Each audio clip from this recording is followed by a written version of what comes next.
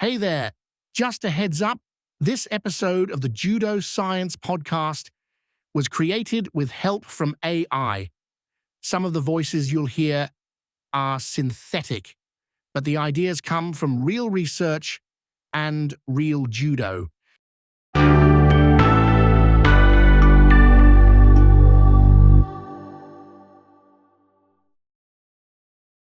Okay, let's talk about a tool that, well, pretty much every judoka has knocking around in their bag, the resistance band. Ah, yes, the humble resistance band. Exactly.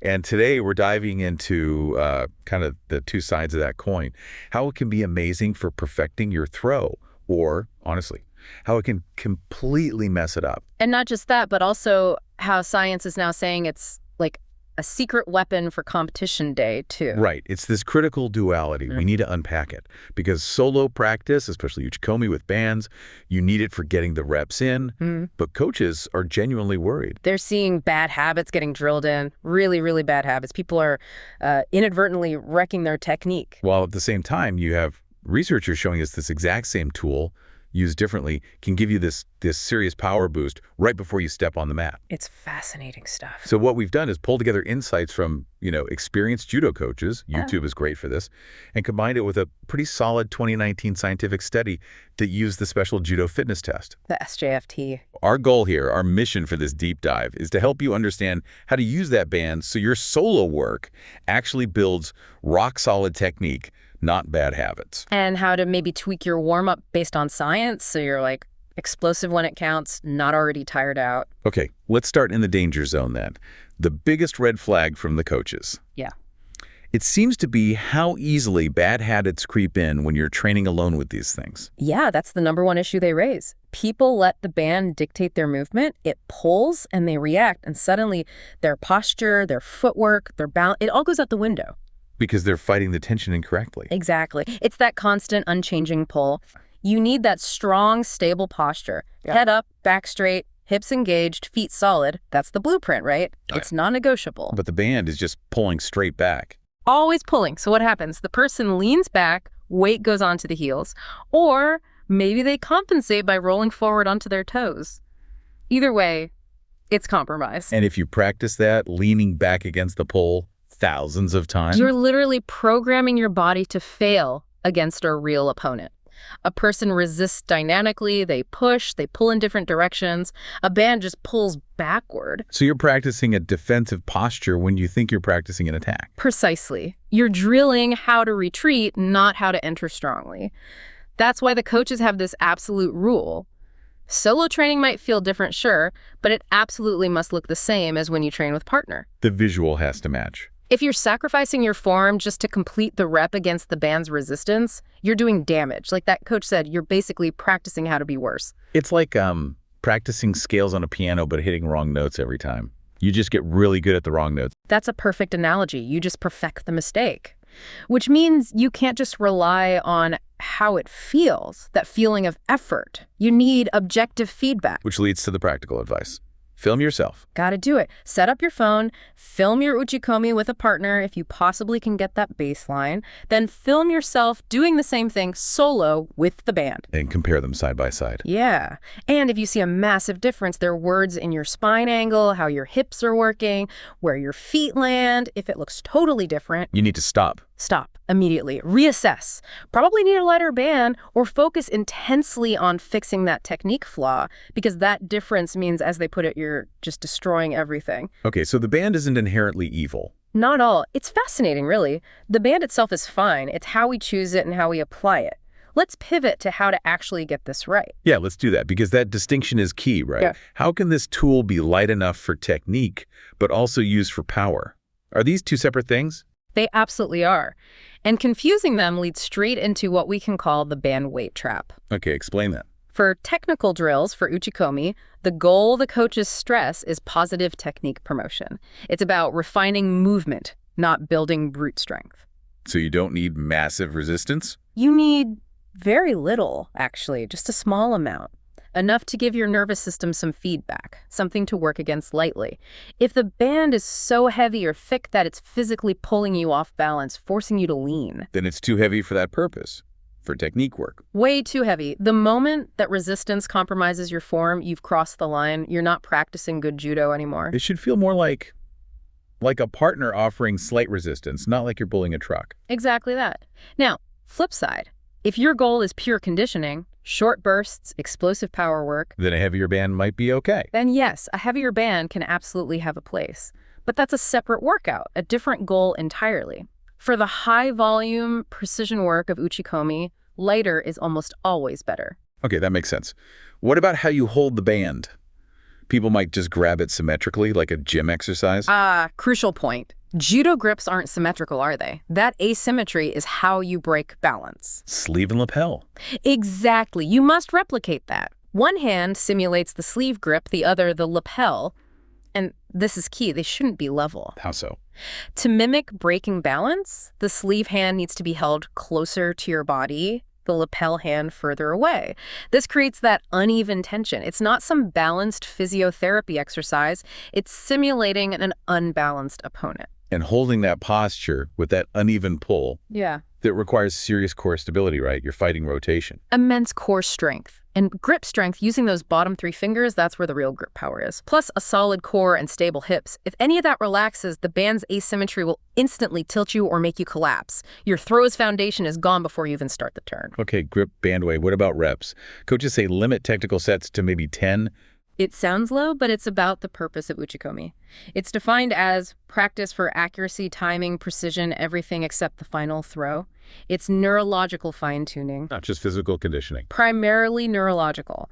After about 10, maybe 20 perfect reps, focus starts to dip. It's inevitable. Attention wanes, fatigue creeps in, and the quality of the technique just degrades. It gets lower. So you stop programming the correct movement. And you start conditioning sloppy movement. If you're banging out 50 reps without stopping, feeling the burn, the experts are clear.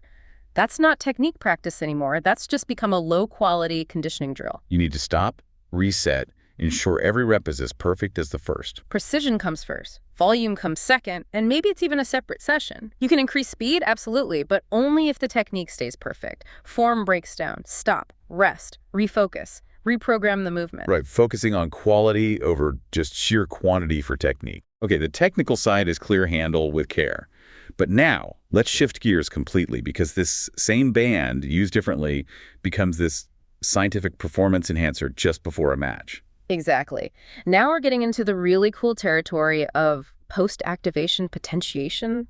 Is that in simple terms? Basically, it's this phenomenon where your muscle's ability to produce force, like its twitch response, actually increases for a short time after you've done a brief high-intensity contraction. Wait, so doing something hard makes the muscle stronger shortly afterwards? That sounds backwards. It does seem counterintuitive, but the thinking is it's about waking up more muscle fibers. That intense burst recruits your high-threshold motor units, the really fast twitch ones. Okay. Then, if you rest for a crucial window, typically 5 to 10 minutes, the immediate fatigue from that burst fades, but the heightened neural state, that increased readiness to fire, that remains, the potentiation. So the muscle is sort of primed, ready to go harder than usual. Exactly. It's primed to fire faster and more forcefully than it could have without that initial potentiation stimulus. And this is what that 2019 study looked at with judo athletes before the SJFT. Precisely. They took male judo athletes and had them do the special judo fitness test, which, as you said, is brutal. It tests throwing, endurance, power, recovery. Simulates match intensity. Right. And they tested 3 different warm-ups beforehand. First was the control group doing their usual traditional pre-fight warm-up, probably quite high volume. Okay, standard practice. Second was LB, lower body PP. They did half the volume of the standard warm-up, plus standing broad jumps. That's a classic plyometric power exercise for the lower body. Plyometrics, okay. And the third, that was ULB, upper and lower body PP. Again, half the usual warm-up volume, but this time they added an explosive resistance band pull and the standing broad jump.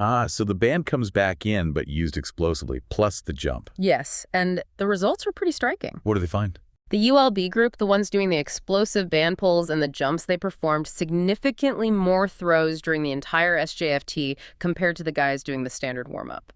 Wow. So better endurance or power endurance? They just kept going for longer at a high intensity. And not just that, the ULB group also showed significantly higher peak power output on a separate high pull test they did. Higher power output too. Yeah, and the study found a decent link, a moderate correlation about zero point 0.4, or 0.4, between that higher peak power and the total number of throws they managed.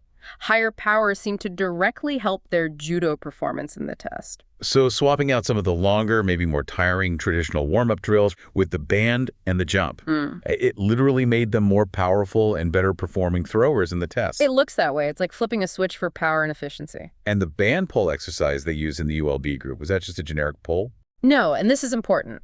They chose it specifically because the movement pattern closely mimics that initial dynamic pull you need in a judo throw, that explosive action to break balance. So it's specific to judo movement. It recruits those key muscles in a similar way, making it judo-specific potentiation, not just general strength, but relevant power.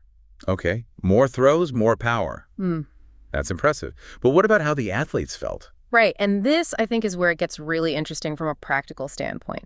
This connects to the bigger picture efficiency. Go on. Beyond just the power boost, the PIP protocols offered a massive gain in, well, perceived effort. This is the kicker, isn't it? You'd think performing better means feeling more exhausted. You would. But the study found the complete opposite. Both PIP groups, the LB with just jumps and the ULB with bands and jumps, reported significantly lower RPE. Rate of perceived exertion, how tired they actually felt. Exactly. On that standard scale, usually 6 to 20, they felt less tired after the PIP warm-ups compared to the traditional one. So hang on. They performed better, more throws, higher power, but felt less exhausted doing it. That's what the data showed, which is huge when you think about competition. Absolutely huge. If your normal warm-up leaves you feeling, say, a 7 or 8 out of 20 on that RPE scale before your first fight, you're starting already a bit drained. You're carrying fatigue into the match. But if this PIP warm-up gets you to peak power, primes your muscles, but only leaves you feeling like a 5 or 6... You've saved energy, you have more in the tank for the actual fight, and maybe for the next fight later in the day. It suggests athletes can get optimally ready, physically primed, without doing that high volume of tiring judo-specific stuff right beforehand. Minimize fatigue, maximize potentiation. You step onto the mat, ready to explode, not already managing your energy reserves. Precisely. And the beauty is the practicality. Right, you mentioned that. A resistance band and a bit of space for a jump. That's it. Logistically simple. You don't need a huge mat area, no complex equipment. You can do this routine pretty much anywhere at a competition venue, tucked away in a corner. So it's effective and feasible in a real-world tournament setting. Which makes them ideal. They give you that power boost, but slash the fatigue penalty you might pay with a longer, more traditional warm-up.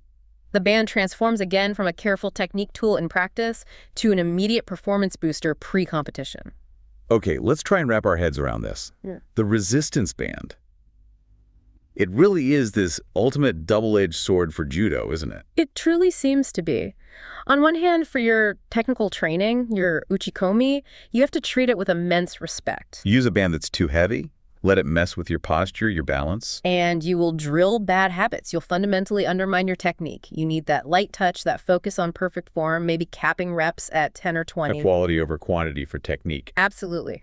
But then you flip the script entirely. Use that same band, maybe a slightly heavier one this time, for short, sharp, explosive reps. Combine it with something like a broad jump, that ULB PAPI protocol. And suddenly it becomes this science-backed way to multiply your power output. You boost your peak force right when you need it, just before competing. And incredibly, you feel less tired doing it. Lower RPE. Yeah, keeping you fresher for the actual match. Which leaves us with a really interesting final thought, doesn't it? The study mentioned that these band exercises, the pulls, they can actually be modified. Right. To better mimic the specific mechanics of an athlete's favorite throw, their tokui waza. So, if you can tailor this PAPI warm-up using the band to specifically potentiate the muscles and movements for your best throw. And you do this quick, low-fatigue, high-power routine before every single match in a tournament. How much of an edge does that give you? Is this customized science-backed band warm-up potentially the next big thing in gaining a competitive advantage in judo?